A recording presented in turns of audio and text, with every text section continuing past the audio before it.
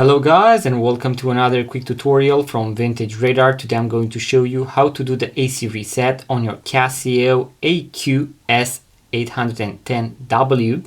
This is going to be the solar powered model, so this is going to have a capacitor inside, and we still need to do the AC reset after we have replaced the capacitor.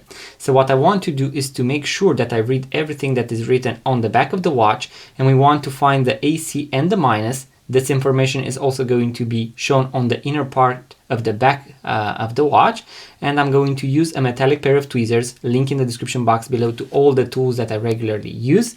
And what we want to do is to connect these two. So do the AC and the minus for 2 seconds, and then I'm going to switch the watch back together. So on the other side, I'm going to flip it, and we can see this 0 ticking, and that is going to be a good indication that the watch started from 0, so it has been properly resetted and the AC was done successful.